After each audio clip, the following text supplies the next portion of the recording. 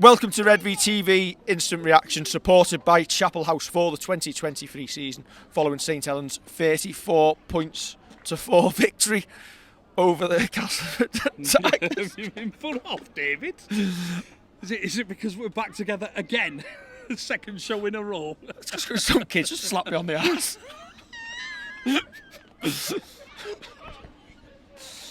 Anyway. I don't know if that's better than you falling over. Champagne Rugby League, Kevin, for 40 minutes. Yes, definitely the best half that I've seen live this year. I know that people will say that we were only playing Cass and you can only beat what's in front of you. Cass, the equivalent of, I don't know, the Everton of Super League. You can go back on vacation. Yeah, thanks Mike Darwin for that one. But you've still got to put in that performance and put it to bed. And as you said as we were watching the game, there have been plenty of times this season when we played teams who aren't off the back of a win like Cass were, and a morale-boosting win against Wakefield, who they're battling to not finish in bottom spot, and we've not put it to bed, and that's what we did. It was, aside from the first 5 minutes where there were a couple of mistakes, we completely controlled it. To put it into context, Danny Ward's first game in charge. Normally, no matter how bad a side is, you get a bounce from a new manager appointment. I thought the first 5 minutes we made a couple of errors. They came down our end. They had a couple of chances to score, didn't they? Yep. If they'd have gone over early on, it could be a different game. Saints' defence holds firm, and then we just took the game away completely. Yeah, we did. That's it. There were a couple of hurry moments. I think John Bennison's done really well. A couple of good tackles in that corner. But we dropped a bit of ball in dangerous positions, as you say. But then once we got the foothold in the game, I think we steamrolled them a little bit. You can tell that they've got quite a few new players in who are getting used to Danny Ward's style. I mean, when you've got squad numbers that you could pick your lottery numbers from, you know that your season hasn't gone as well as you'd hoped. Yeah, they brought in better players than they've had, but they've pretty much been steamrolled by us. Same 17 named as last week. It was the right decision in the end, wasn't it?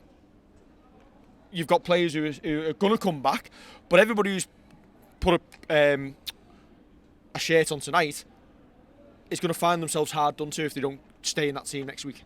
Yeah, listen, there's lads who come into it who are higher up in the squad number list, we'll say, with the aside of the likes of George Delaney and Moses Mbye, your likes of Ben Davies and your likes of Sam Royal, who are on the periphery of that 17-man squad every week.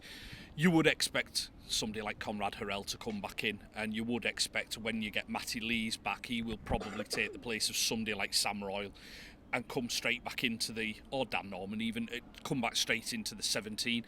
So we will have changes, but you're right, there's the 7 out of 10s at least on that part tonight. Even when we dipped in the second half and we had it 1-Q on the rack a little bit, they started playing a little bit of, I don't know, like Harlem Globetrotters-esque style stuff, trying to get points on the board. Trying to get points on the board.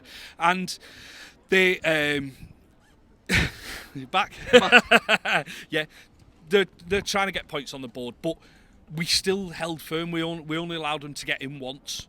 And only allowing them to get in once, I mean, it's got to be testament to what we do defensively. Yeah, and do you know what? 30-0 at half-time, it would have been quite easy for Cass to capitulate even further. But the points difference is, as much as points difference is massive for us, it's even more massive for them down the bottom of the table. So they had to put fight in that second half, because that 4 points could be the difference if it comes down to it between staying up or not against Wakey. Is it fair to say we put the cue on the rack at half time? It's very hard to come out 30-0 up, knowing the game's won, not wanting to get yourself into any disciplinary issues moving forward, not wanting to pick up any more injuries, but just to get the points secured and move on to next week. I think I said to you, just managing the game. And that's what we needed to do in that second half, and that's what we did. As you allude to, Cass still tried throwing everything at it. and it's credit to them that they did try throwing everything at it to keep, as you say, the points difference is massive. We want to make a big dent into it this week and next week against Wakey. 2 tough places to come, but it's where you do want to make the dent against the bottom 2 teams. But they've still had a goal. Obviously scored points, had a couple of efforts. We've had Sam Royal, Simbins when we've been under the cosh on our own line. So it shows that they were still in it as well, and they've not given up because they know how serious of a situation they're in.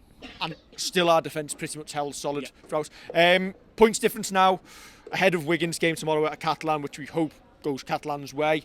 214 for Wigan, 191 for us. It could all be turned round by the end of tomorrow. We could potentially be 2 points ahead of Wigan with a better points difference.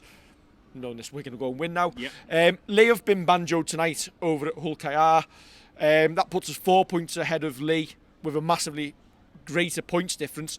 That should be top 3 secure, which means that you don't finish 4th and you're not going to potentially going to Catalan in the playoffs, which is massive.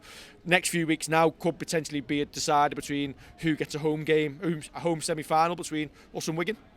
Yeah, in the way that the league's gone this year, you wouldn't bet against anything happening, especially as you say tomorrow with the Wigan Catalan game. And that's it. Sorry, if you finish 3rd, you play a 6th, don't you, as well? So you want a week off. Yeah, you probably do, especially to get bodies back. I mean, we've been obviously struggling in the front row. Morgan Knowles and George Delaney doing a great job there, but with Matty Lee suspended, freshens him up a little bit. But you're missing Iggy Parsi and you're missing Alex Walmsley, and when you're missing them, you do want as much time off as possible. So any of them little knocks, any of them little injuries that people are carrying, you can rest them at least for a little bit, because even in the first half, Morgan Knowles didn't look like he was moving completely freely. He looked fine, but just not as freely as you might imagine. Might have taken one big hit. I might be reading too much into it. Pluses tonight, good minutes for Dan Norman. Getting out there, playing longer minutes, getting a longer stint, grew well into the game.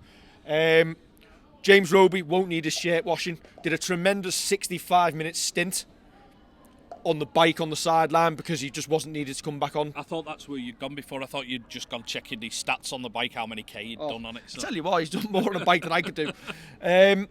Moses Mbye, though, we didn't miss a beat when he was on. I think he's been absolutely tremendous since he's come in.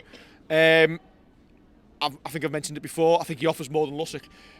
The debate now is going to be potentially for next year, who's going to get the 9 shirt, Daryl Clark or Moses, because he doesn't look like he's going to be shifted. And good because you want that. We always wanted when Joey was here to have that battle between the 9s, that Joey was showing that he was needed for longer than the 10-15 minute cameos he was getting. Moses just seems to have more confidence in him from our staff. I think he's more dynamic. He seems to lead us around the park and know which way to go. And his kicking game's good as well. I know Joey's was as well, but his kicking game's good as well. There was one here, he tried the 40-20, didn't quite make it to the sideline, and then he makes the tackle under the sticks.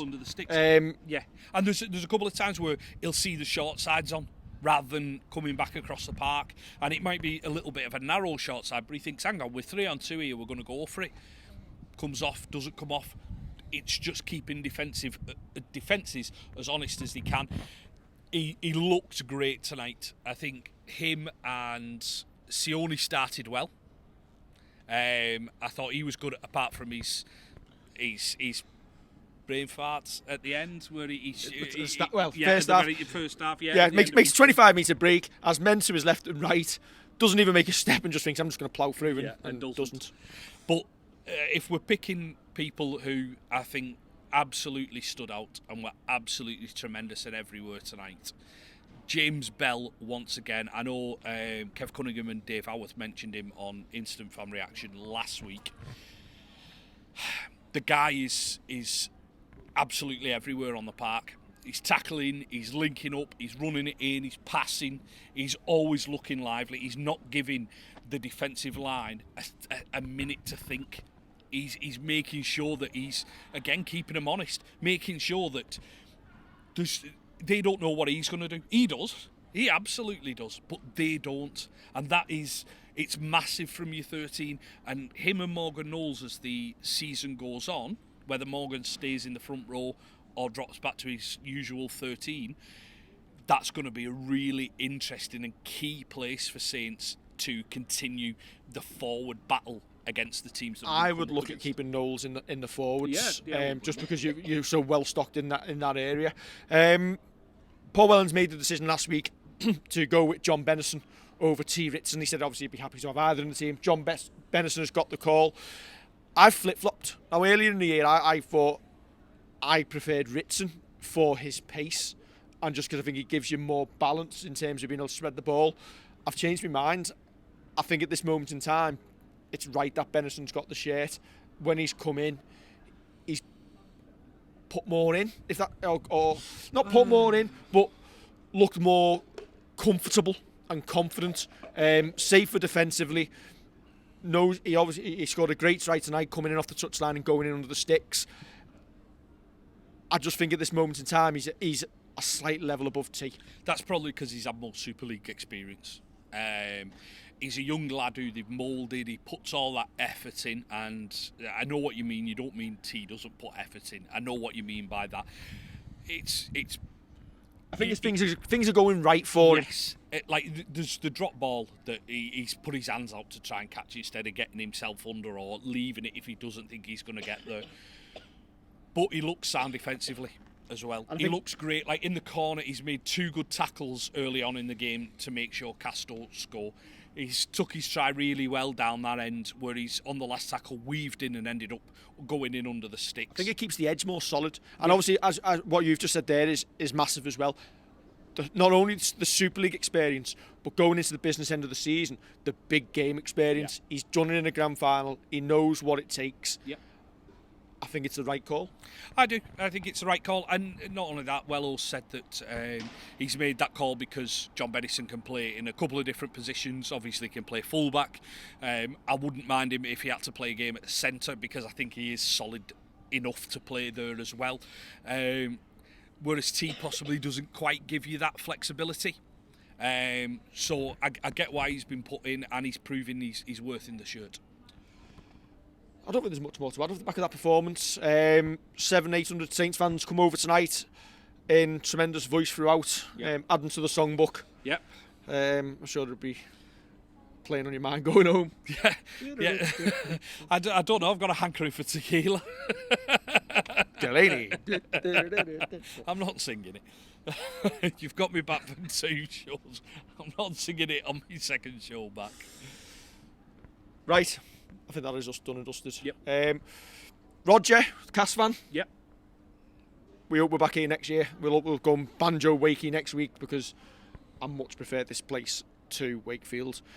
Just for the hog roast, the Freddo cookie dough cake. Yeah, that was fantastic. The pizzas, which looked absolutely tremendous as well. If we're not coming back here for the sweet van, yeah. Well, I think it's an all-round best place. I think Danny Ward will be given time here. Even if he went down, he would. Yeah, I think he'd be given time, and he'd be able to mould a team in his image. He did really well with London, and I think given time here, he'll do the same here at Cass, and he'll get them playing the way that these Cass fans are kind of used to. Might be a little bit more conservative, as in let's build something and then you can grow from it, rather than start throwing it about here, there, and everywhere. But yeah, Roger, I believe, is Roger away at the moment? With the family. With the family. Good stuff. Hope you're enjoying, Roger. Thanks for watching as well. Don't forget to like, share and subscribe, and we'll catch you during the week, Friday, for the preview show ahead of our final ever visit to Wakefield Trinity.